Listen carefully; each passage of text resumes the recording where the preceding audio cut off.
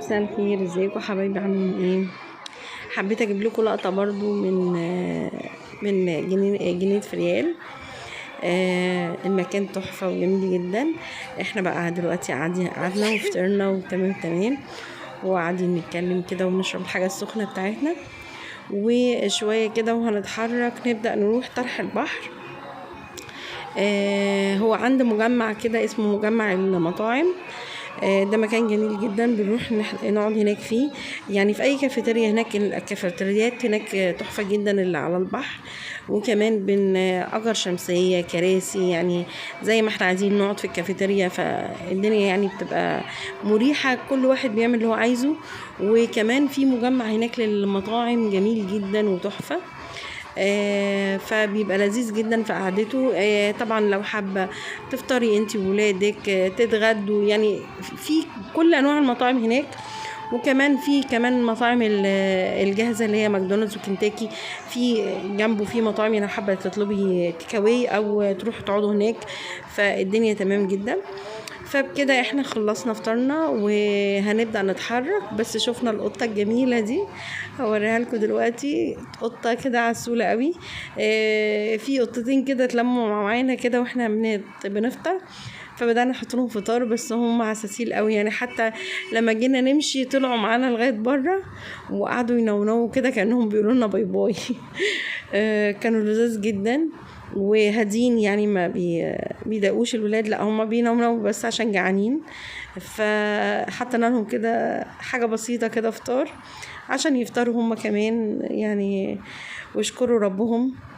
يعني اهتموا برضو بالحيوانات، لما تلاقوها جنبكم كده برضو بتبقى حاجه بسيطه بتقدمها لهم. هم كل اللي محتاجينه الاكل مش اكتر، يعني هم مش عايزين حاجه من البني ادم، ان هم يديهم اكل يديهم ميه، يعني حاجة بسيطة بس بالنسبة لهم صدقوني بتبقى كبيرة قوي. حبيت ابتدي الفيديو بيها بجد، يعني اكرم خلق الله، يعني حتى لو كان حيوان اكرمه فهو يكرمك. صدقوني كانوا قعدوا يعملوا لنا باي باي وينونوا. فدلوقتي احنا بقى وصلنا اهو طرح البحر. دخلنا جوه كده وقعدنا، وهنحجز بقى حجزنا كراسي بمعنى اصح عشان مبقاش وشمسيه، وقعدنا على البحر وهنقضي اليوم واحنا قاعدين كده. فاحنا ما كناش عاملين حسابنا ان احنا نقعد، يعني اليوم هيطلع حلو كده مش هيطلع ساقع ولا حاجه. فالخواقع هم الخلود بكميات رهيبه.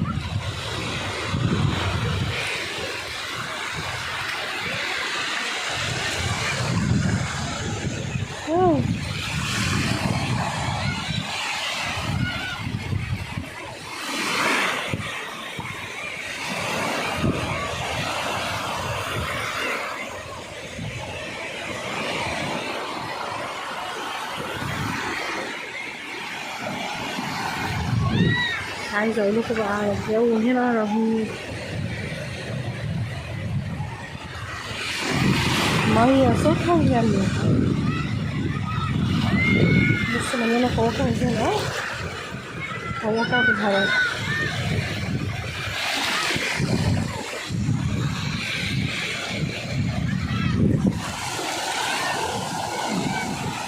بس كلها فاضيه، يعني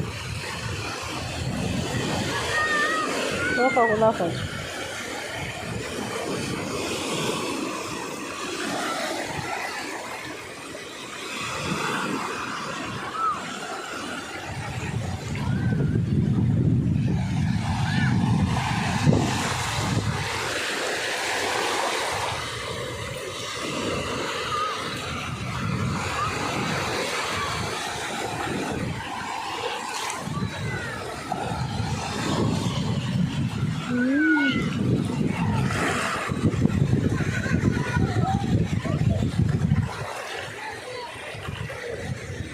مش كمية الصدف.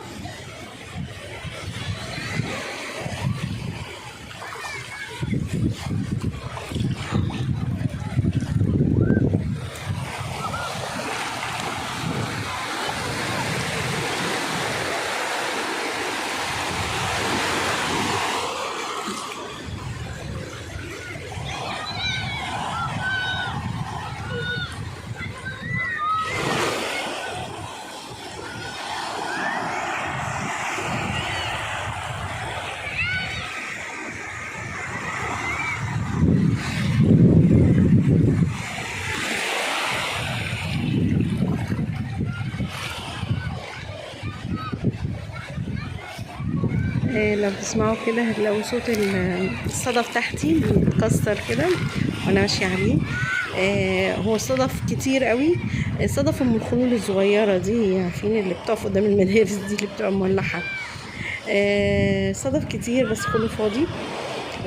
بس الجو حلو جدا، في ناس كتير قوي نازله البحر، وناس كتير قاعده برضو زينا كده. يعني احنا قاعدين لان احنا مش محدش كان عامل حسابه ان الجو هيطلع حلو كده، فكنا قاعدين كده قدام البحر كده بس قاعده. يعني ما كان منزلناش ولا نزلنا المية ولا حاجة، بس كان الوقت جميل جدا. وزي ما انتم شايفين كده الجو كان حلو، في ناس كتير قوي بشمسيات وكراسي، في اللي نازل وفي اللي قاعد زينا. وفي كمان زي ما انتم شايفين ورا كده هو المكان بتاع المطاعم والكافيتريات. طبعا احنا لو حبينا نروح نتغدى فهنرجع لورا كده. يعني احنا هو قاعدين على الكراسي وعلى الحاجة، هنشيل حاجتنا او نسيبها لحد هنا مسؤول ونروح بقى نتغدى. احنا دخلنا دلوقتي وقت الغدا جه، فدخلنا هاي برجر من مجموعة المطاعم او من المطاعم اللي على الشارع بره. احنا قعدنا فيه بقى وهنبدأ نطلب الغدا بتاعنا، وهوريكم شكل الغدا بتاعنا ما ينزل. بس المكان تحفة. بصوا انا بصوره لكم من السقف لتحت عشان طبعا في ناس قاعدة، فمش مش عايزة اجرح الخصوصية، بحاول اجيب لكم الكراسي الفاضية بس، وبصور لكم الديكور من فوق عشان ما اجرحش بس حد يكون قاعد. تمام. واول ما يجي الغدا هوريكم المنيو بتاعنا او الغدا بتاعنا شكله ايه.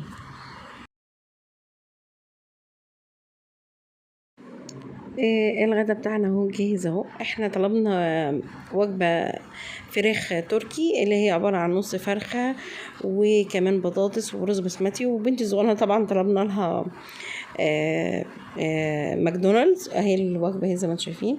وكمان طلبنا سندوتشات تشيكن، وكمان سندوتش فياجرا اللي هو كل انواع الاسماك، يعني كابوريا وجمبري وصوبيا وكاريماري وطبق بطاطس كده بالجبنه بالتشيز، يعني بتبقى تحفه قوي، يعني خلطه تشيز.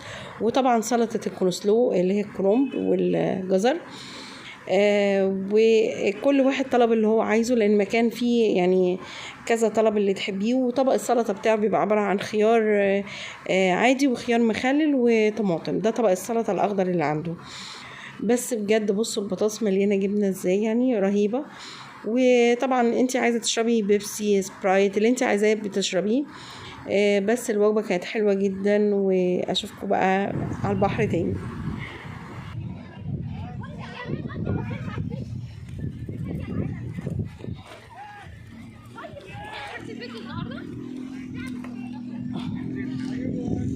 احنا كده خلاص اتغدينا ورجعنا قعدنا تاني شويه على البحر، ودلوقتي ميعاد نتحرك بقى. يعني احنا زي ما احنا اتفقنا احنا مع رحله، ففي باص وفي منظمين للرحله.